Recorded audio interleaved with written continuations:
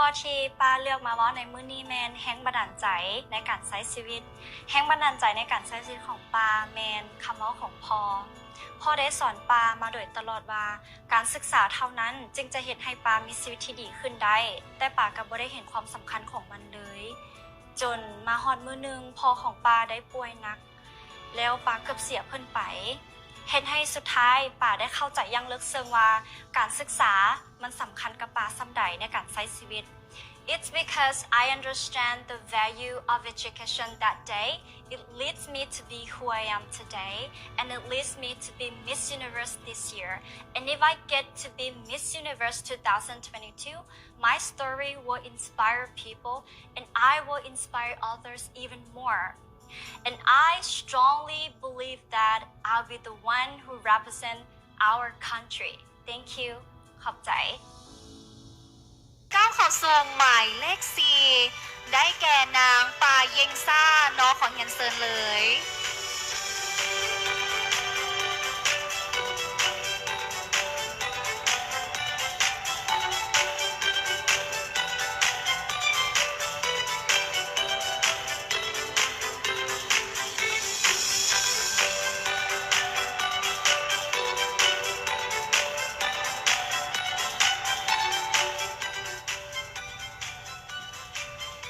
สบายดีหมายเลข ML 04ซื่อปาเยงซาลอ I am 21 years old. I am now study at Lao American College. I took business management. I am an English teacher and I am a co-founder of Hmong Women Network. So I create this platform to empower girls and then I'm a volunteer to help poor people, especially students and old people.Yeah, and for things that I have done in the past, I have won a Miss Hmong Vientiane pageant 2020, and I am a fight taekwondo, and I also win a golden coin. Yeah. And in the future, I want to build my own school. So it will not just a regular school, but it's a place where I will inspire young people and I will inspire the children to believe in themselves and to have dreams. And I want to build my Enith culture center so I can help poor people and unemployed people.So that's my future. And the reason that I'm here today is because for Miss Universe, it's not just a title, and everyone knows that. And it's a very important pageant. So if I win this pageant, I will have the power to influence every girls to believe in themselves, especially their thoughts and their behavior. And thank you so much. MUL 07ปาเยงซาลอ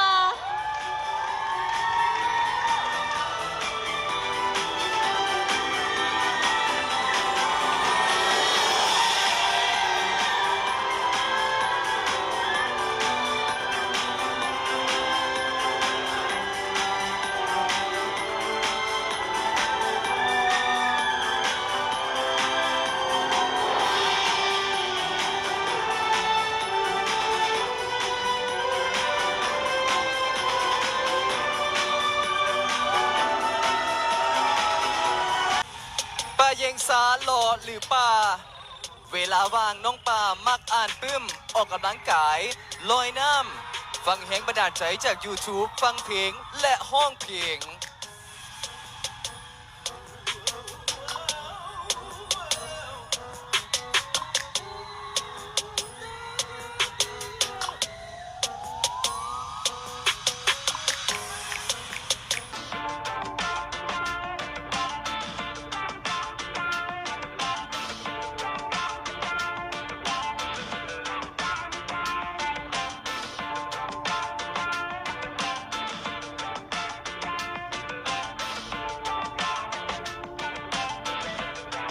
ไปรางวัล Perfect Skin by Renita Beauty Center ได้แก่หมายเลข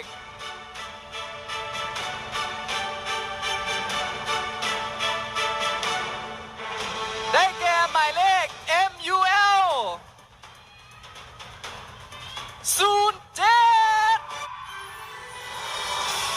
MUL 07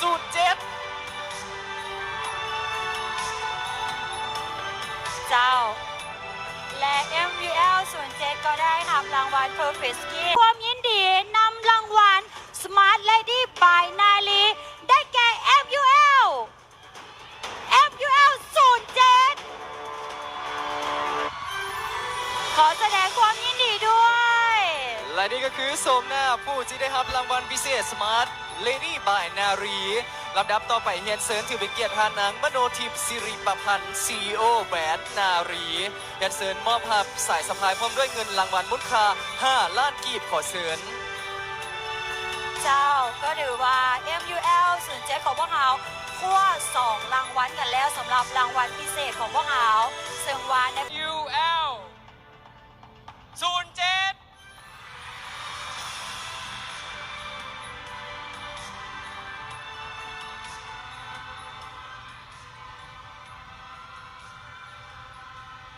เจ้าเนาะสำหรับ MUL 07 เนาะได้ยินมาว่าน้องเป็นครูสอนภาษาอังกฤษเนาะน้องอยากมีเทคนิคแนวใดในการแนะนำสำหรับคนที่อยากเก่งภาษาอังกฤษคือน้อง โดยเซียวบิงฮูบอกการฝึกภาษาอังกฤษมันบ่แม่นเรื่องที่ยากเลย ถ้าหากว่าทุกคนมีความฝันที่ชัดเจน และฮู้ว่าเฮาเรียนภาษาอังกฤษไปเพื่ออีหยังจะเฮ็ดให้เฮานั้นมีแฮงในการเรียนแล้วมันก็จะง่ายแล้วก็ม่วนหลายกว่าที่ทุกคนคิดโดยเข้าใจ เจ้าขอบใจหลายๆเนาะ 07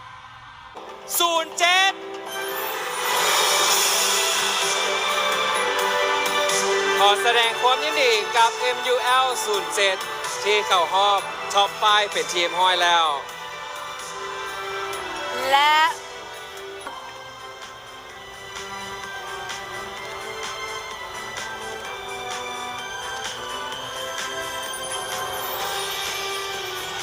ะคำถามของ MUL 07 ในปัจจุบันสังคมเฮาได้เกิดมีปัญหาบั่นทอนจิตใจให้แก่ผู้ที่สร้างผลงานเช่นดารานักแสดงนางงาม หรือแม้กระทั่งบุคคลทั่วไป โดยการเหยียดหรือบูลลี่บ่ว่าจะเป็นรูปพรรณหน้าตาการกระทำในต่อหน้าและโลกโซเชียลมีเดียน้องเองจะมีวิธีลดพรหรือให้กำลังใจต่อกับปัญหานี้แนวใด Today, there are a lot of people who get judged and bullied by others in social media. What would you suggest helping reduce this problem? สำหรับน้องแล้วน้องคิดว่าสิทธิเข้าเทียมกันควรสำคัญที่สุดการบูลลี่กันมันเป็นสิ่งที่เฮลไฮและบดีเฮาควรจะใจดีต่อกันและเมตตาต่อกันเพราะทุกคนบ่ฮู้เลยว่าการบูลลี่นี้สามารถนำไปสู่ความกดดันหรือการฆ่าตัวตายได้ so for me I am a pro equality because there is have shown that women and LGBTQ in the community increase the good things in the society and just be kind to each other and everything is start from yourself first. Thank you. ก็ขอบใจหลายๆกับ ซึ่งเสือเนี่ยว่าคณะกรรมการตอนนี้เจ็บหัวเลยเนาะว่าโอ้ยเลขใดกับมีแต่คนที่เก่งๆทางนั้น ซึ่งในตอนนี้ขออ่านคำถามเลยเนาะสำหรับ MUL 07 คำถามมีอยู่ว่าการเป็น Miss Universe แล้ว 2022 มีความสำคัญและมีความหมายต่อชีวิตเจ้าแนวใด How important is being crowned Miss Universe Lao 2022 and what does it mean to you? การเป็น Miss Universe ของน้องสำคัญหลาย โดยเฉพาะน้องอยากเป็นกระบอกเสียงและเป็นตัวอย่างที่ดีให้กับแม่หญิงทุกคน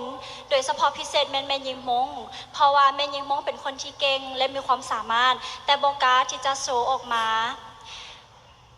Being Miss Universe is very important for me because when I become Miss Universe, I will have the power and the chance to influence people's thoughts and behavior, especially Hmong girl, because I grew up as a poor girl and I see that poverty is worst. And I want to be the one who be the role model for all the girls. And just believe in yourself. You can do it. Whatever you have in your mind, you can have it in your hand. That's why I believe in myself. I am here today. Thank you. ผู้ที่ได้รับตำแหน่ง Miss Universe ลาว 2022 ได้แก่หมายเลข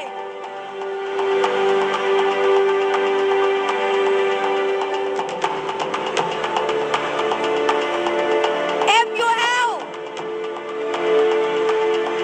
07 ขอแสดงความยินดีกับ MUL 07ที่ได้เป็น Miss Universe สาว 2022 นั่นเอง หรือว่าห้องอันดับหนึ่ง มอบมงกุฎโดยทานนางจันโส จิตติวงศ์ประธานโครงการการประกวด และเจนนี่ต้นคำพ้นจันเนือง Miss Universe ลาว 2021